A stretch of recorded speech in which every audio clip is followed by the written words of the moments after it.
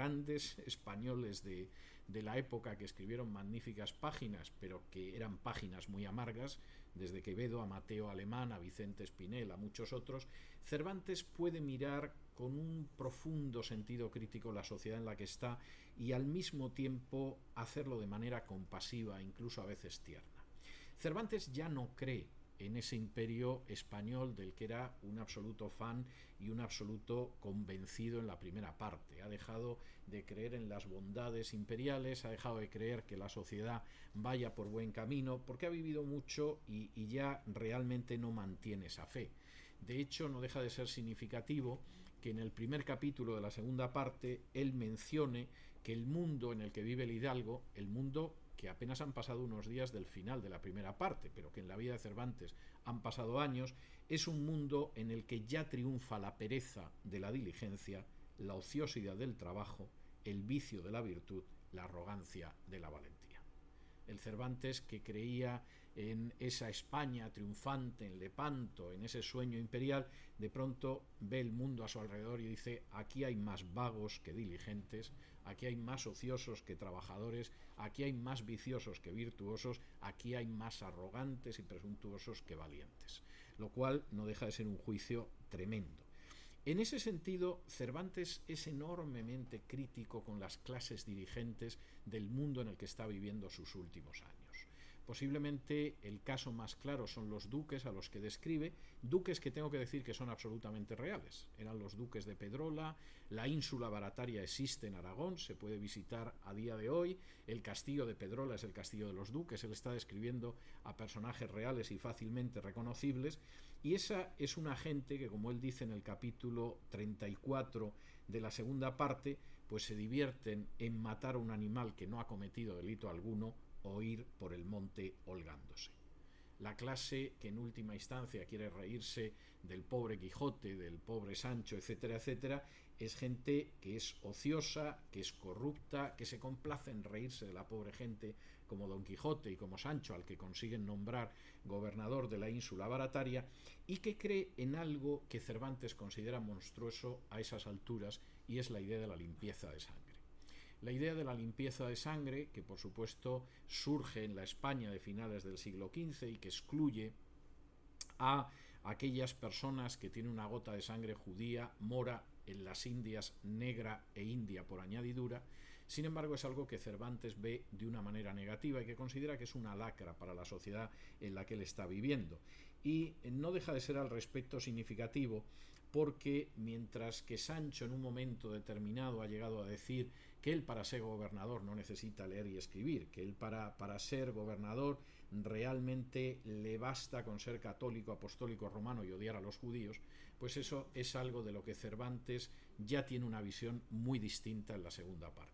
Cervantes se ha reído de ello, por cierto, en una de sus obras de teatro más cómicas, en el entremés de la elección de los alcaldes de Daganzo, cuando los alcaldes van apareciendo postulándose para ser elegidos alcaldes, los candidatos, y uno de ellos dice que no sabe leer ni escribir, pero siendo cristiano viejo como es y no teniendo ni gota de sangre judía o mora, vamos, puede ser alcalde perfectamente. Eso que Cervantes lo dice de manera cómica en el entremés, en el caso del Quijote es tremendo. Por ejemplo, en el capítulo 6 de esa segunda parte afirma que el grande que fuere vicioso será vicioso grande, y el rico no liberal será un avaro mendigo.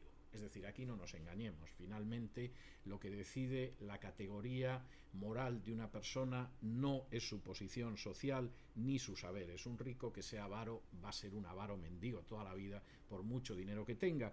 Y al mismo tiempo, el grande que sea un vicioso, pues va a ser un vicioso grande. Pero la grandeza en la escala social no le exime de ese juicio negativo. No solo eso, habla de manera bastante clara en contra de ese principio de pureza de sangre. Por ejemplo, en el capítulo 32 de esta segunda parte, Cervantes dice: las virtudes adoban la sangre, y en más se ha de estimar y tener un humilde virtuoso que un vicioso levantado. De manera que sí, ciertamente la sociedad cree en esa pureza de sangre, pero al fin lo que tenemos que estimar es aquella persona que es virtuosa, y más si es humilde, que aquella persona que es viciosa por muy encima que se encuentre. O en el capítulo 42 de la segunda parte, capítulo absolutamente extraordinario del Quijote, afirma, por ejemplo, que la sangre se hereda y la virtud se aquista, y la virtud vale por sí sola lo que la sangre no vale. Posiblemente en la España oficial la sangre es el elemento clave para definir a una persona. Ay de aquel que fuera cristiano nuevo y arrastrara sangre mora o judía en sus venas, pero eso es lo que piensa la España oficial. Lo que piensa el caballero es que la sangre, a fin de cuentas, nos viene heredada, la virtud se adquiere, y la virtud por sí sola que se ha adquirido vale lo que la sangre no va a valer jamás. Este es un rotundo mentís a la visión de la limpieza de sangre y también una idea muy clara de cómo ve Cervantes la sociedad. Es curioso cómo además cuestiona elementos como la idea del honor. En el capítulo 27 de esa segunda parte, el Quijote afirma: el tomar venganza injusta, que justa no puede haber alguna que lo sea, va derechamente contra la santa ley que profesamos, en la cual se nos manda que hagamos bien a nuestros enemigos y que amemos a los que nos aborrecen. Mandamiento que, aunque parece algo dificultoso de cumplir, no lo es, sino para aquellos que tienen menos de Dios que del mundo, y más de carne que de espíritu, porque Jesucristo, Dios y hombre verdadero, que nunca mintió, ni pudo ni puede mentir, siendo legislador nuestro, dijo que su yugo era suave y su carga liviana, y así no nos había de mandar cosa que fuese imposible al cumplimiento. Cervantes cuestiona totalmente el armazón político y social. Curiosamente también es muy crítico con el armazón de la religión que vive. Cervantes no era un protestante, posiblemente tampoco fue erasmista, aunque hay personas que insisten en esta línea, pero sí era una persona que sentía una profunda aversión por la religión externa, por una vivencia espiritual que fuera simplemente el aspecto externo, la cáscara externa del sentimiento espiritual. Y en ese sentido, y es bastante claro, que Cervantes diga en un momento determinado que el que predica bien es el que vive de manera adecuada y no resulta menester otra teología, dice muchísimo en una España que en esos momentos no va por esos senderos espirituales precisamente. O incluso, y esto es algo verdaderamente notable, que el propio Don Quijote diga en esa segunda parte, ya sublimado y transmutado del pobre loco que era en la primera, aquel loco que combatía contra los gigantes, que en realidad eran molinos de viento, que diga que la verdadera lucha contra los gigantes es matar la soberbia, la envidia, la ira, la gula, la lujuria, la lascivia y la pereza, es un personaje que ha cambiado mucho. No es el pobre loco manchego que iba subido sobre el desdichado Rocinante, es alguien que va mucho más allá. Don Quijote no es en sí un anticlerical. Hay páginas en la literatura española de la época que son mucho más anticlericales que el Quijote. El mismo Lazarillo es un libro profundamente anticlerical y además erasmista. Pero en el caso de él no. Lo que hay es una aversión hacia aquellos profesionales de la religión, hacia formas de espiritualidad vacías, cuando para él es algo mucho más importante el vivir de una manera profunda aquello que denomina la virtud y que por supuesto no es superado por la limpieza de sangre. Es curioso como, por ejemplo, aprovechando el paso de Don Quijote por el castillo de los duques, en el capítulo 31 Cervantes arremete contra unos clérigos de los que dice lo siguiente: gobiernan las casas de los príncipes, destos que como no nacen príncipes no aciertan a enseñar cómo lo han de ser los que son, destos que quieren que la grandeza de los grandes se mida con la estrechez de sus ánimos, destos que queriendo mostrar a los que ellos gobiernan a ser limitados, les hacen ser miserables. Y aquí la andanada que lanza Don Quijote sobre los clérigos que pululan alrededor de los poderosos es terrible. Les podrían ayudar a otra cosa, pero en vez de ayudarles a limitar sus pasiones y sus vicios, al final los convierten simplemente en miserables. En ese sentido, no deja de ser interesante que en el capítulo 18 de la segunda parte aparezca lo más parecido a un santo de toda la obra cervantina, que es el caballero del verde gabán, que no es clérigo, que no es fraile, que no es un ermitaño, que es un hombre que además está casado y tiene familia, lo cual se supone que no es el modelo superior de vida de célibe del clérigo, y que sin embargo es un ejemplo de persona que es cristiana, no murmura, hace la caridad, cree en Jesús, etcétera, etcétera, etcétera.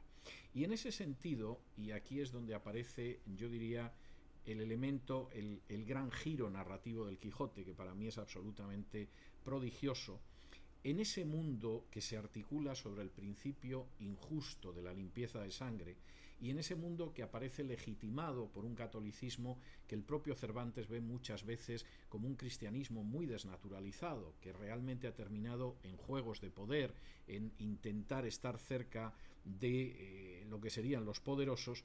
En ese mundo tan absolutamente distante del ideal es donde Don Quijote y Sancho esperan el triunfo de sus esperanzas.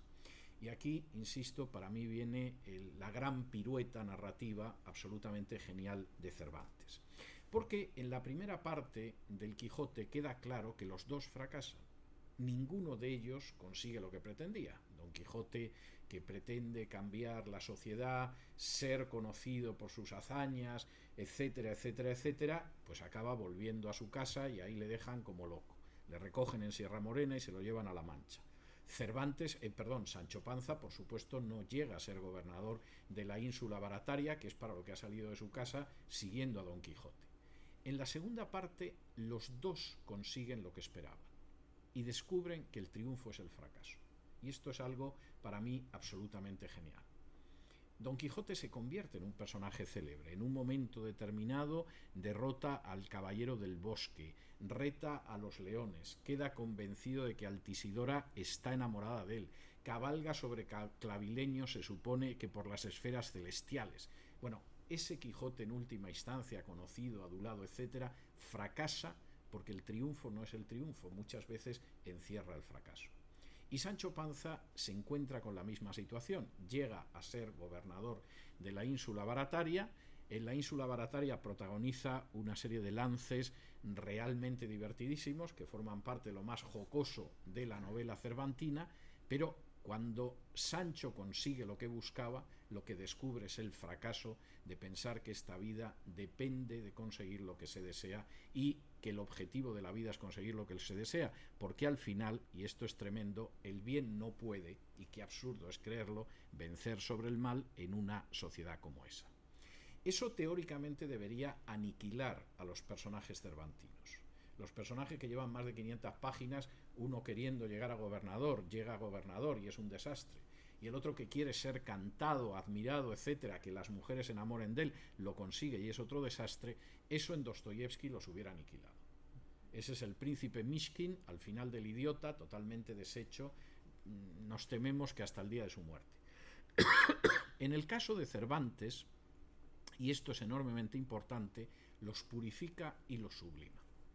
El descubrir que lo que creemos que es el éxito y el triunfo en esta vida, muchas veces lo único que nos devuelve es darnos cuenta de que no es el éxito ni el triunfo, es lo que cambia totalmente a los dos personajes y les da una altura extraordinaria. Por ejemplo, cuando Sancho descubre en el capítulo 53, al final de la segunda parte, que la libertad, aunque esté ligada a la pobreza, es mejor que la riqueza si va unida a la corrupción y al poder.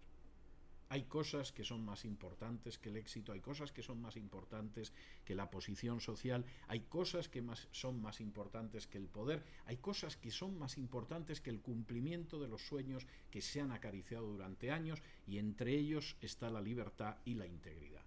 Porque la libertad y la integridad, incluso en una persona pobre, es algo muchísimo mejor.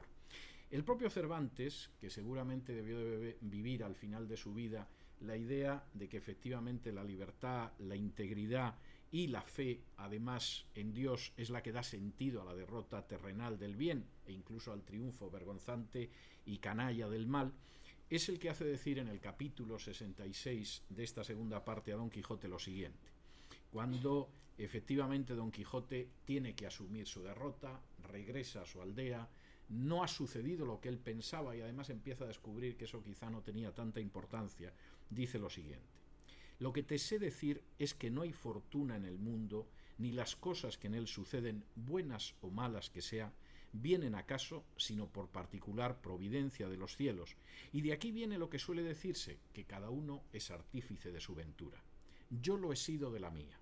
Atrevíme, en fin, hice lo que pude, derribáronme y aunque perdí la honra, no perdí ni puedo perder la virtud de cumplir mi palabra. Son son frases realmente hermosas que muestran hasta qué punto se ha producido un auténtico trastorno espiritual